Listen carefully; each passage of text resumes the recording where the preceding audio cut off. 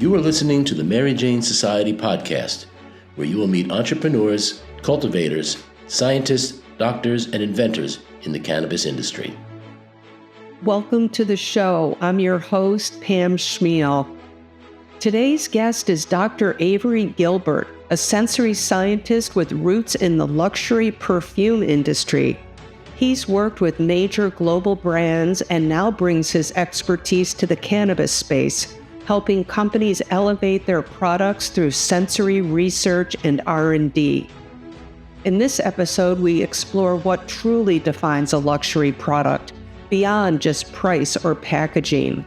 From wine to perfume, luxury goods share common threads: craftsmanship, culture, technology, media, retail experience, and the art of blending. Cannabis brands can reach luxury status if done the right way. Let's welcome Dr. Avery Gilbert. So if you just give us your background in perfume. Okay. Yeah, well, I have a rather weird background. I started out graduate school at the University of Pennsylvania in psychology and was studying rat sex, which is not normally the main highway to the perfume industry, but a lot of animal behavior involves smell, and so that was my specialty. My first human smell paper, if you want to put it that way, was about people being able to smell the difference between different strains of genetically identical mice that only had one gene difference. And people could smell the difference just as the mice could. So that was sort of a man bites dog story, got me a little notoriety.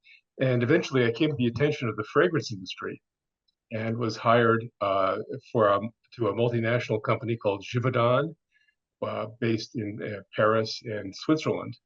And there I became a vice president for sensory psychology. So I was in charge of consumer research and also basic research on human sense of smell. And why do people like what they do? Why are they able to smell what they can or not smell what they aren't able to?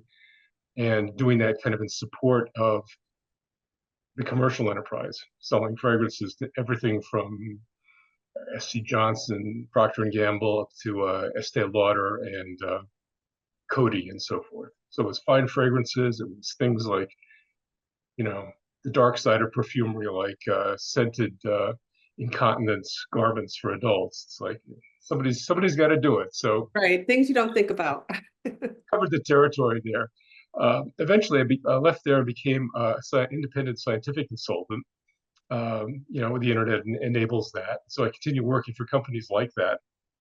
And then about 10 years ago, moved out to Colorado. I'm in Fort Collins. It's about an hour north of Denver.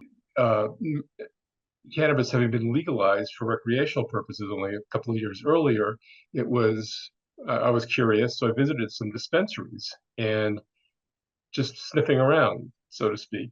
My last real experiences with cannabis were, UC Berkeley back in the days of seedy, miserable weed. And Seedy, yes, seedy, very seedy. yeah, we had to get your Led Zeppelin album cover out and separate the seeds so they wouldn't be popping in your face. That was the dark ages. Yeah. But what I sniffed at these dispensaries in Colorado was amazing to me. The sheer variety, the width of the spectrum of smell, from skunky ones to citrusy ones to sweet smelling ones, earthy.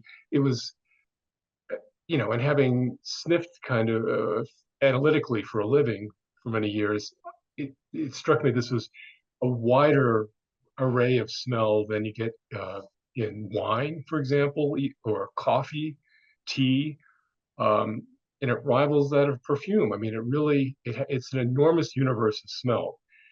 And what was amazing to me is that nobody had mapped it.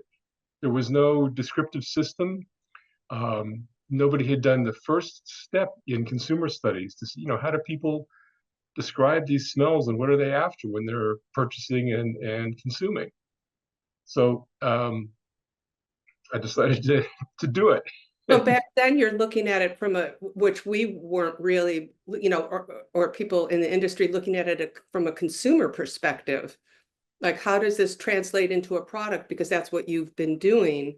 with other products in the perfume industry. So you must have just seen the. That's right. And we were, in the industry, you tweak a formula so that you appeal to a certain set of consumers where you match a brand concept.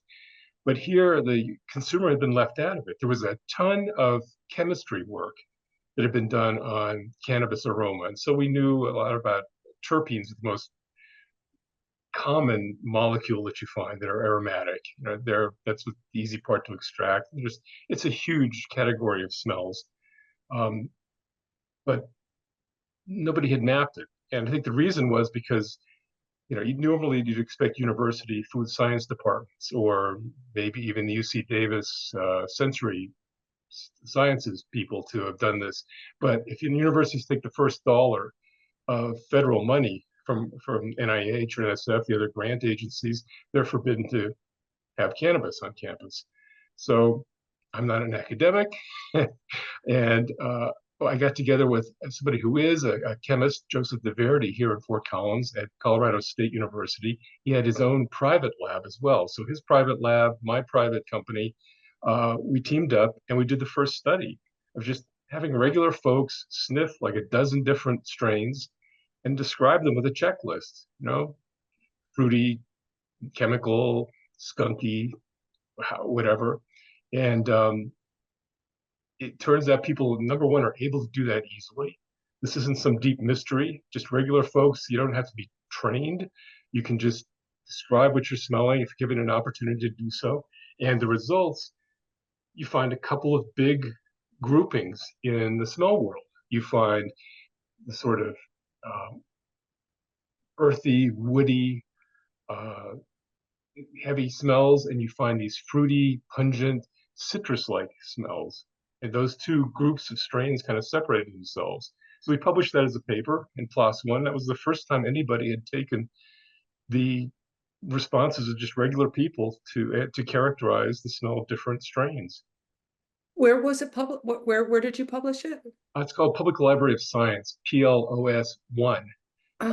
Access, anybody can go and download a copy, and it's written to be accessible to the general audience. So such a big undertaking, it seems like.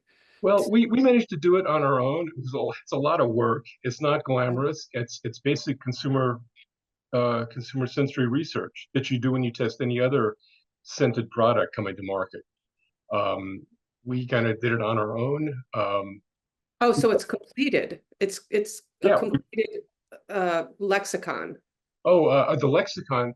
Well, that's an interesting topic because we used about 48 descriptors, different smell words. And as I said, we got nice results, but what we did was repeat the study using a slightly different method, a slightly reduced version of that descriptive list, and got the same results. So we've duplicated this. And that has kind of become de facto a lexicon for the industry. And by a lexicon, I mean just a system of descriptors for the product that experts can agree on and that novices and just regular folks can look at and go, this is what happens in wine, for example. In 1987, Ann Noble at UC Davis published the wine aroma wheel. So it's a round wheel and it has general categories. It's like a dartboard. In the center of general categories like fruit. And then the next circumference out is divisions of that. So you have like stone fruit, tropical fruit, and berries. And then around the edge are the final descriptors, which might be strawberry, blueberry, pineapple, guava, and so forth. And so those descriptors around the edge become a way, if you confine yourself to those words, of accurately describing any wine. And it makes it easier for experts to talk to one another. It makes it easy for quality control to be done in a winery. And it's a way to invite the public in. People who don't know what an oaky Chardonnay is, well, they can smell this one, smell that one, and have examples of how to. Here's an example of an oaky Chardonnay. We put a drop of this chemical in it. You compare, and you go, I understand oaky now. It's no longer a mystery. It's no longer a snob thing. Maybe that's something, I don't know, that people could even do in dispensaries. is saying, having the farmer come in and start talking about these in relation to terpenes and, educating on that and then the value of those different terpenes. So maybe that's where the problem is, that it's not being universally used. We have the info or we're defining it. Is that maybe? Well, DeVerdi and I made the first couple of steps in that direction. It's been picked up without credit, but that's okay. If you go to Leafly or Weed Maps, there are lists of descriptors. You can sort strains by aroma descriptors. Those are basically our lists with Okay. tiny edits, so which is fine. So it's Yeah. getting out there, but there's still the the coffee association, beer drinkers, they have a kind of official um, blessed lexicons, which helps a lot. And so far, there it hasn't been taken up by the cannabis industry.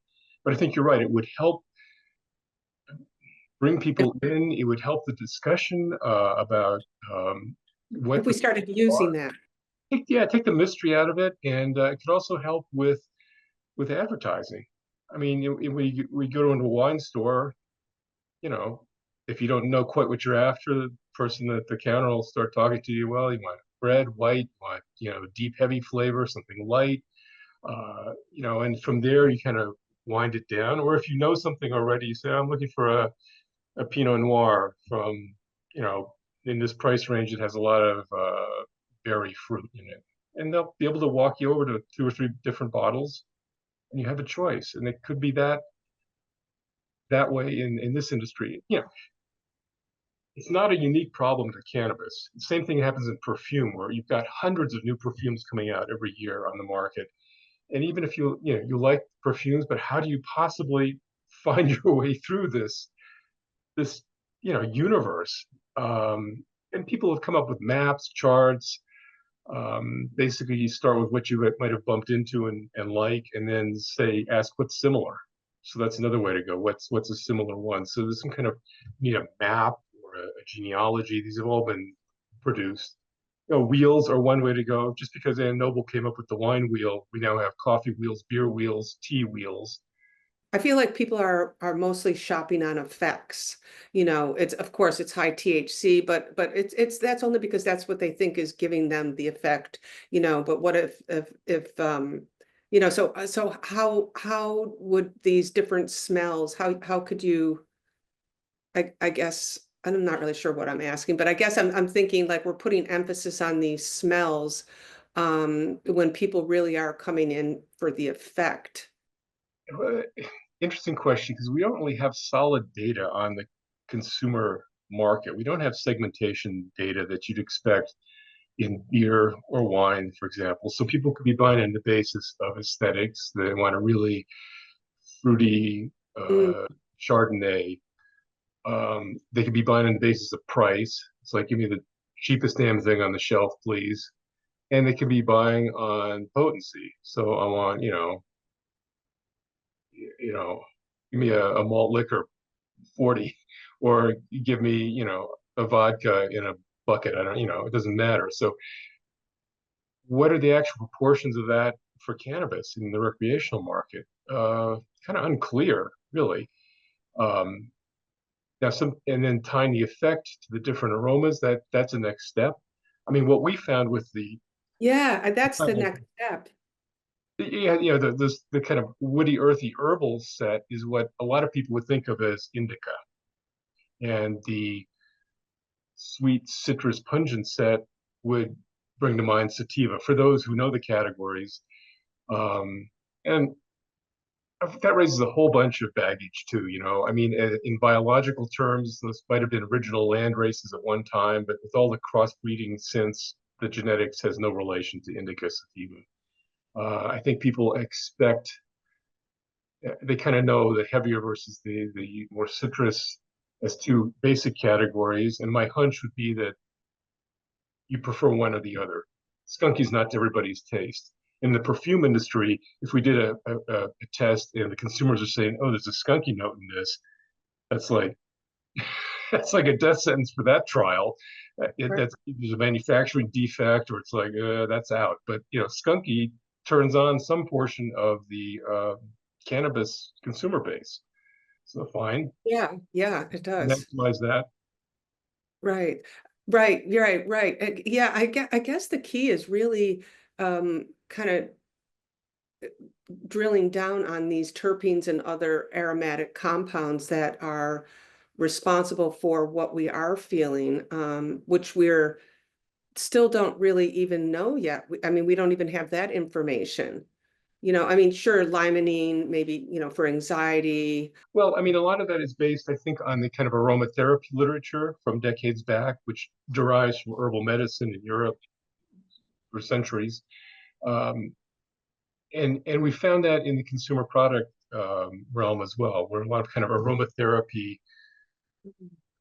positioned products um, tie aroma to a mood effect. It's something that I did in the fragrance industry when I was working with Givaudan. We came up with ways to describe scents, describe the odor itself as being energizing or relaxing, rather than this scent has an energizing or relaxing effect on my body. You talk about effects on the body. The FDA is looking over your shoulder, and Mm, mm, mm, goodbye. mm. So there are ways to maneuver through those kind of claims, and we know very well that certain scents go with certain mood states. So, for example, if I'm designing an energizing shower gel for wake up in the morning, I'm not. I'm going to use citrusy tropical fruits because they have that mood impression. I'm not going to use soft balsamic florals because that's kind of relaxing, romantic, seductive, whatever. I might use that on a pillowcase, a scented, bedclothes center for getting to sleep. That's consistent with that mood direction. But if you want energizing and exhilarating, you stick with the citrus. I mean, this is kind of seat of the pants perfumery that you learn in the business. Um, And which is universal. Like what you're saying right now, that is universal. Like we all already know that's how that makes us feel. it's interesting. It's sort of it's these unspoken, unarticulated beliefs that consumers have. How they get there? Were you told that just by experience? I'm not sure what the origins are, but um, these are these implicit beliefs in the marketplace. And I'm sure there's a very specific set of implicit beliefs in the cannabis space too, but they need to be teased out. Right. You mentioned one thing. You mentioned the terpenes and the that we're learning more. Everybody had been focused on terpenes as the source chemical for these smells for many years because that was the first and most abundant kind of chemical that comes out of chemical analysis. But that does, I was always saying years back, it's like you can take any combination of terpenes and you can't get from terpenes to skunk. It's not going to happen. Skunky is sulfurous molecules by and large. It's the mercaptans, for example, that are used in the natural gas warning odor. Natural gas is methane, has no smell, so that's why we have to put the warning odor in, and they use the sulfur mix for the skunky thing. It's like, whoa, what's that? Gas leak. So one company that I work with, actually, scientific advisory board, Abstracts Technologies in Southern California, they started looking more closely from a chemical point of view at these infrequent, low concentration, but very powerful molecules that are usually kind of just don't make it to the radar. And they found a set of 6 of these sulfur containing molecules that have the various skunky notes in them. So finally, it's like, okay, weed can be skunky. These are probably the most likely suspects. That was great. And they followed up in the last couple of years with more papers showing that cheesy notes. Cheese was a descriptor that Diverity and I used. I thought, well, we just scraped together words that were used in a lot of smoke reviews online. And cheesy kept showing up. I thought, it's there. Let's see if it works. In I fact, it keep does hearing work. cheesy. I keep hearing that word lately about just, I wonder if people, and that has to do with, It's actinoic acid and decanoic acid, which are known to flavor us all over. It's in yogurts, milk, dairy products, cheeses.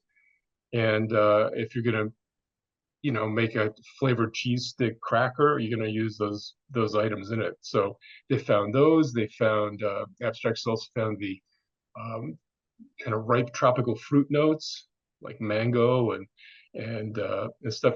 And these compounds again are no mystery, but they're known to flavorists. But nobody was looking for them. All eyes were sort of on terpenes, and we missed the rest of it. So I think only now are we getting the full view of the chemistry behind cannabis aroma. Yeah. I think we're almost there, and this will also help with the lexicon because you can have examples of cheesy note. All right, well, doctor a plain weed with a couple drops of decanoic acid, and bingo, smell this. That's cheesy. People go, now I get it.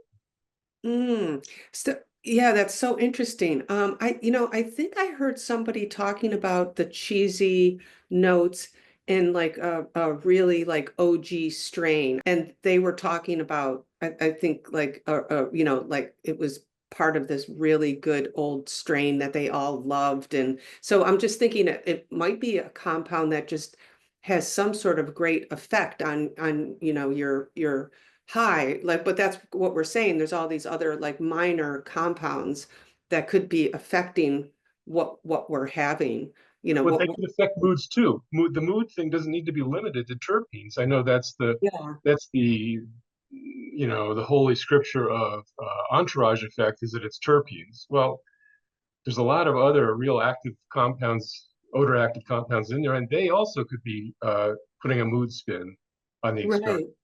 And so I guess so maybe we're now at the point in our technology that we have to figure out how not to lose these other compounds that we're finding that can have such an effect on things. I mean, that must be where what the stage we're at. Because even in our extraction processes, we're just burning things off, and we supposedly from the experts say you can't possibly get every compound that's in there unless you do like a cold water hash or something that's very delicate that doesn't, you know, Well, now um, that we know what we're trying to preserve or what's in there that's important, we can try to preserve it in the processing and not only selecting cultivars that are rich in those compounds, but preserving them through the drying process, through the extraction process. The same thing happened in wine. Um, Again, UC Davis pioneered things like cold fermentation for white wine, which preserved a lot more of those kind of heavy, fruity notes. And so for a while, it was like fruity Chardonnays were kind of overdoing it even, but they were able to salvage those in the venting process, which would have been blown off otherwise. So I think we're seeing a lot of that now in the cannabis industry. People are coming up with much better ways of retaining those volatiles, and it just makes for a richer experience. But again, if you don't talk about it, if you don't promote it, but I also heard you talk about the importance in blending in which I feel like this leads into that in blending in the perfume industry and how we could utilize that more in cannabis to kind of going off of what we're talking about here. And then just wondering if you could just talk to us about that. that's the thing I brought up in that article I published in the journal called Luxury. It's a business journal from NYU.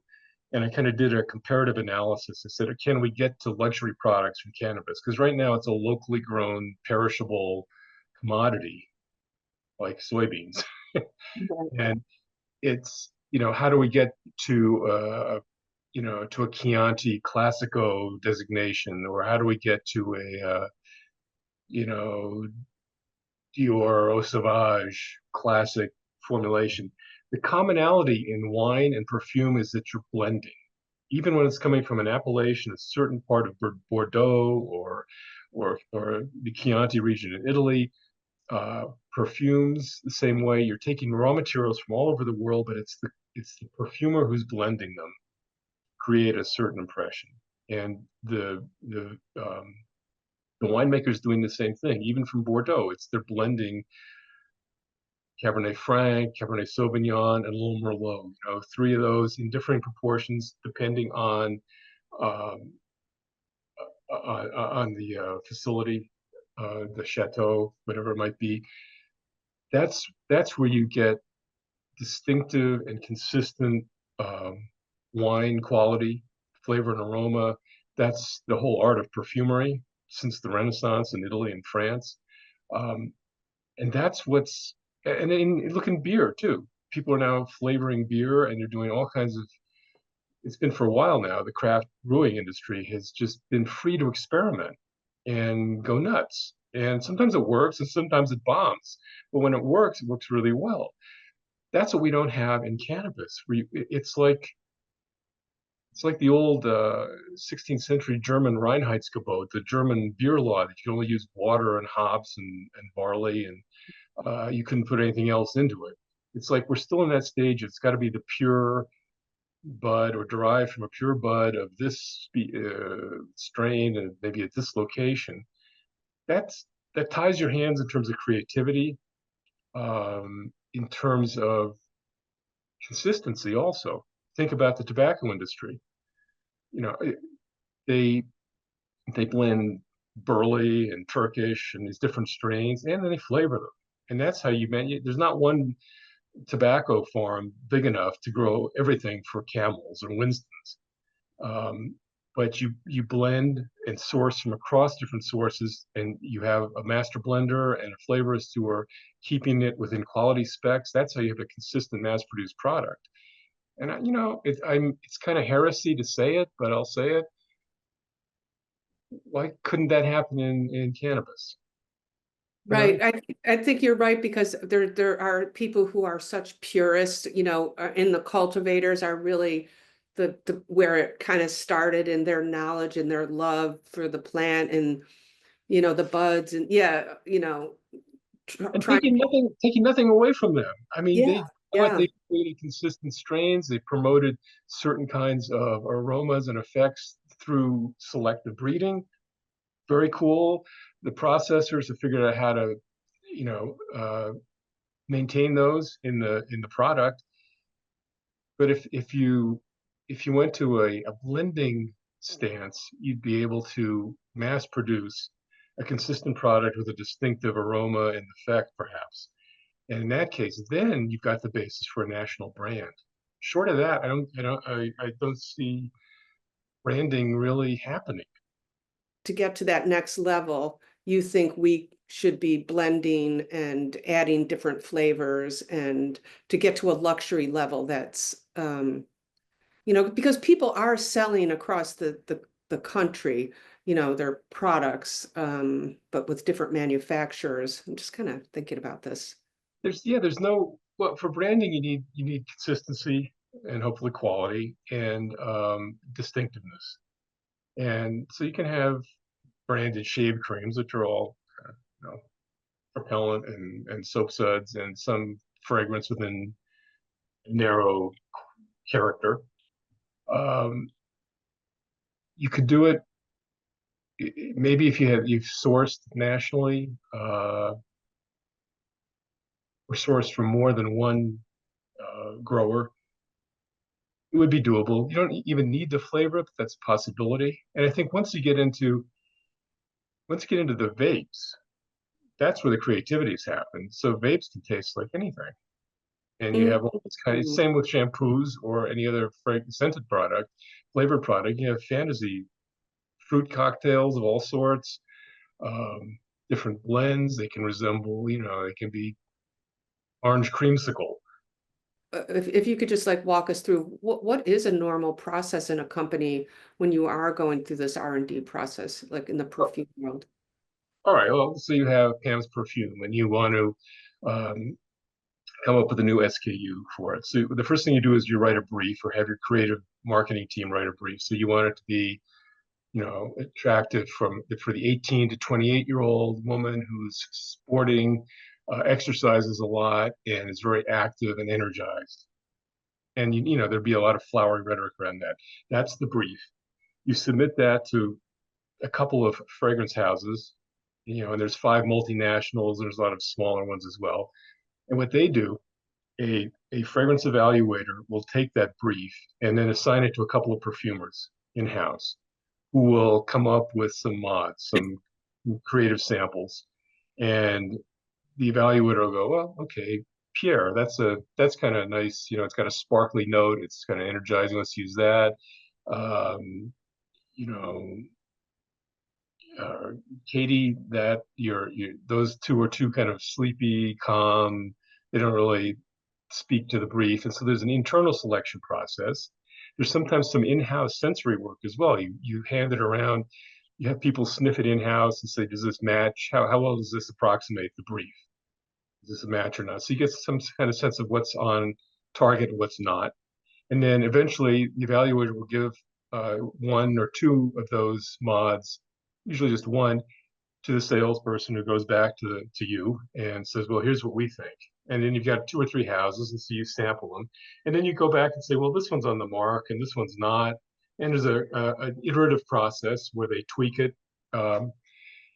Usually if you're a big enough client, they will do some consumer research for you. They'll send it out to a consumer panel, have people wear it or try it or sniff it and get their reactions in a measurable way and their responses to it. And so you'll be provided with, well, here's our final formulation. Here's what people in your key 18, 20-year-old active female sporty market think of it.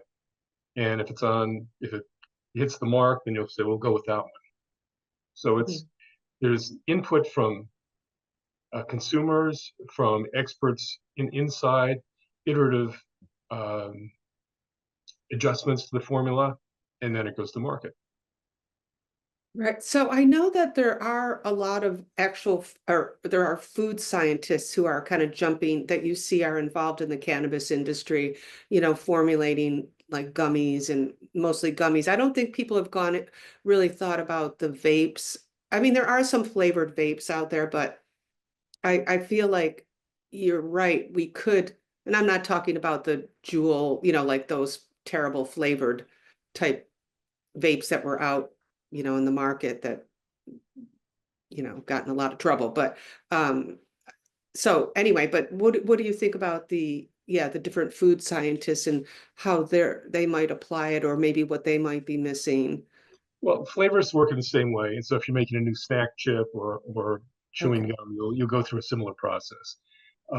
So what's happening now in terms of cannabis adjacent consumer products? So you mentioned the gummies as a delivery vehicle. I agree with you. I think they've been creatively underpowered. I mean, first of all, gummies and edibles, it's not an easy task for a flavorist because CBD is very bitter and THC has kind of a trashy taste. So if you got those ingredients in there, you've got a big climb to get around that, to soften that, to kind of take the harshness away or disguise it. So some flavor formulations might be better at that than others. So it's not a trivial problem. But just throwing strawberry flavor into a gel, it's like boring. It's got nothing to do with anything. People who want to get, eating a gummy for, to relieve anxiety or to get ready to go to bed to encourage sleep, they would expect a different set of flavors than just something that you're chewing. This is not a Mentos product. It's not a Wrigley's gum. It's not, it's got a purpose, and you can make flavors that would address that. I think that, and like I said, the creative process that I described hasn't really been fully engaged in cannabis adjacent products, especially the edibles. The other big opportunity, I think, is in beverages, because we've got so many functional beverages now, ones that'll keep you not only just hydrated and keep your electrolytes up, but energizing drinks, restorative drinks. I mean, there might be drinks for yoga. There might be drinks for Pilates. There's, you could really go nuts in the marketing.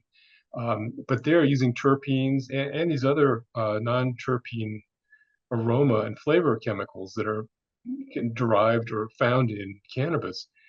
That could be interesting in terms of claims and in terms of sourcing and kind of authenticity. And I think if it's done well, that could be taken up by some of the bigger drink companies. You mean mimicking the flavor of a cannabis, its original state, or just you're saying just using cannabis flavored but not necessarily THC, or maybe has THC, and just you pick up some part of that flavor spectrum from cannabis and you use it in there, and then you've got a kind of intrinsic kind of natural linkage with cannabis in your that you can use in your product positioning and placement and advertising.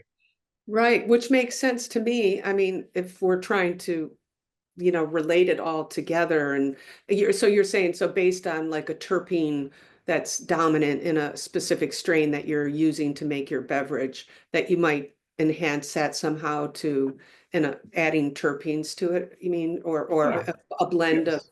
Yeah, flavors yeah. You could do that, but I think you design the drink. If the functional beverage would have a sort of goal, and why people are using it, and you select the terpenes that are kind of consistent with that goal. And so you've got a cannabis-based terpene or cannabis element claim in the drink. And right, it's the opposite of what you said earlier about, people are just basically let's squirt some CBD into RC cola. It's like, Oh, yeah, yeah. it's random. It's just there's no intrinsic connection between the sourced molecules and what people think about them and the final beverage, the final product. But it Right, could be. That's an unlimited right. creativity potential there. Right. So, in your article, I really like how you looked at the bigger picture of what it takes to create a luxury brand, and in other industries. And one of the things that you were talking about, so I'm thinking about it as if somebody's really trying to create a true, authentic cannabis luxury brand, what they need to think about. So the things that we just spoke about. But in addition, you also talked about the retail presence of where these products sell, and just wanted to have you talk about that a little bit, how that influences the product. Yeah, I think in the article I kind of described the three tiers of dispensaries. There's kind of the bodega style corner shop, which has absolutely no curb appeal, or is legally prevented from having any curb appeal. You walk in and it's just crowded. There might be a poster, but that's about it. It's kind of unadorned. Um, there are larger ones. They're kind of like big box retailers. It's like going into the Best Buy of cannabis, and it's bright lights and 300 yards of counter space, and a Yeah, little bit overwhelming unless you know what you're looking for. And then there were finally the top tier were these sort of boutique like um, dispensaries that aspired to be like the Apple stores of weed, and MedMen, for a while it was existing, was trying to push that concept, which was very kind of high end, which is a nice idea, but it's expensive to maintain and margins aren't great in this business. So I think that's kind of faded, although you can still get kind of a more custom level of service at a more boutique end thing. It's like, Avery, we're ready for you now. What can we do for you? It's kind of a little more elegant approach than just next. I feel like a lot anyway in New York City I feel like they spent all their money on their licensing and all the other stuff it took to get that up and running, that display cases, that's really it, a display case with a back wall. They might have some big mural, but that is it. There's nothing. You're not expecting a kind of deluxe experience in there. You're not expecting personalized service. It should be, I mean, one possibility would be more like the fragrance counter at Macy's or Nordstrom's, Bloomingdale's. The lady there, usually a lady, is eager to sell you anything in the counter, not just one brand. And you can sample, and she'll kind of, invite you, you know, solicit from you what you're after, what you like, what you've had good success with, what you don't like about what you're wearing now, and spritz one or two wrists, walk away for a few minutes, think about it, and come back and make a purchase. That's the classic way, and that's more inviting. It's still a counter. It's still illuminated case with product, but you've had an experience that's interactive and inviting. Also talk about the lack, as far as building a luxury cannabis brand, the lack of the media infrastructure that we need to present it or to direct the consumer perception of a luxury product. And Yeah, I mean, if you look at wine and tobacco, you've got Cigar Aficionado, you've got Wine Spectator. You used to have High Times, and then I guess they just kind of blew up or crumbled, or I'm not sure what the story was there, but there's no longer one magazine you can pick up. Magazines in general are kind of fading, and the kind of full service critique, review based, uh, um, connoisseur level publications or online even aren't don't really seem to be there.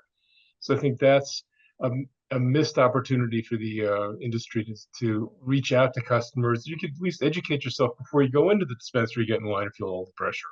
You'd kind of have a sense of what you're after and mhm, what you want to sample.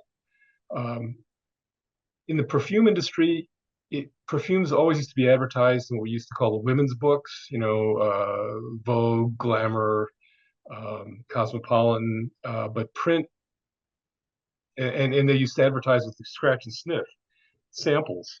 That was a huge moneymaker for those magazines. It kept them afloat. They've disappeared. Prints disappeared. yeah, So that whole advertising, that's fallen off a bit with the dot-com age. But from about 2000 to about 2010, 12, there was a flourishing online of perfume blogging, fragrance blogging. People would just start writing about their fragrance preferences and experience, and it became a thing. It was this kind of online community. People talked back and forth. I was kind of into that. I've met people in real life from there, but the whole blogging thing kind of peaked and went down. So I'm not sure where one finds out about fragrance now. mm, Um, and I think a similar evolution is kind of be expected with cannabis. Um, you know, you're you're doing podcasts. I think that seems to be that's today's blogging. Um, it's got wider audiences. Maybe that's the future. right. Um, but there's got to be there's no authoritative source as there was with high. I don't know if you call High Times authoritative necessarily, but a wine spectator like analog would be nice. And I know there is a new magazine that just launched in Los Angeles called Hiii, and Okay. they're like a lifestyle, not strictly cannabis, but it's just Los Angeles based. So it's like the Los Angeles lifestyle, but it's infused with cannabis. So it's really kind of presenting it in this, and it looks really good, and and then there's another one, out there, Fat Nugs Magazine, but that's more, I feel like stoner, like industry people who, OG. So it's not, there's nothing like on the national level. There's a Um, lifestyle magazine in the New York area. I feel like when you think of fashion and perfume and luxury products, you think of these glossy magazines that support. we have to recognize that it's not a stoner culture anymore. It's almost too early for the luxury products. As a matter of fact, I don't know if you'd ever heard of the Luxury Meets Cannabis conference that was here in New York for like 3 or 4 years. And I was just looking them up recently because I hadn't really heard that every year they would have a conference, and they haven't had a show in a couple of years. So it kind of and they never had any cannabis products there because they're dealing in more like the Nordstroms and the bigger high-end stores, Bergdorf's or whatever, products that would go into there, and the buyers from those type of places would be there. So they're not selling gummies or things like that. But anyway, but it kind of also shows you how luxury really didn't move yet in the cannabis industry, given they haven't even been around for having a show for 2 years. Though I did just see on their, I think, LinkedIn company page, something about in the process of being acquired, or something like that. So somebody who's bigger is thinking, okay, maybe it's time to bring in luxury cannabis under whatever umbrella. They didn't say who's doing what, but that's what it kind of signals to me is happening. Well, maybe direct from commodity to luxury is too big a leap, but uh, the intermediate stage is kind of a nationally recognized brand, or at least regionally recognized brand. And until you have that, you can't differentiate on the basis of luxury, but you got to have some kind of branding. And then, who knows, that it might be, there are plenty of luxury goods houses out there that might just pick up uh, such a brand, and then by association it becomes a luxury. But it's got to be branded first, and that hasn't happened yet. Even with the personalities, we went through a celebrity perfume phase beginning in like 1987 with Elizabeth Taylor, and then went to Britney Spears, and there's some, Paris Hilton had many successful perfume launches. So that was a thing that's kind of faded now, but you still have famous people as the face of products. Johnny Depp, for a new Dior men's fragrance, and so forth. There have been attempts at personalities, the Willie Nelson stuff. But again, unless you have a kind of national reach with the product itself, it's kind of a self-limiter. Yeah, I don't know what happened to that Willie Nelson. You would just think that would have been the perfect combination. Maybe they just didn't have the branding muscle behind them, or marketing. I'm not really sure. And we need more spokesmen in the industry, spokespeople, if you want to be that way. The wine industry in California had Robert Mondavi, who had his own vineyard, his own set of brands, but he also promoted the industry as a whole and promoted California wine as being the equal of anywhere else in the world: France, Australia, Italy. And he was kind of a kind of guiding light for the industry, and just an honored elder, sort of. And there probably are people out there. They haven't emerged from the shadows yet. And the opportunities, there's still really a lot of opportunity. A lot of opportunity. Yep. Right? Like with even retail stores that we could develop, we need the tech to get us to saving all these minor compounds that are beneficial. The blending that you're talking about, that's such a huge opportunity to take from the luxury industry, and like you were mentioning in the vapes and flavor profiles and things like that. And the media, I mean, it's a tough business to get in now, but I don't know, trying to build that brand. And then the celebrity aspect, like we've kind of fallen on that, but like you said, we need a spokesperson. Somebody could really step up and start pushing things like that. So is there anything else that maybe you wanted to say, or what you're looking to do? There's possibility at every level, from the technical to the marketing, to the merchandising, to the formulating, and to the communicating. And so people need to strike out on that. We'll see what develops. Thank you, Dr. Gilbert. You're welcome. Thank you.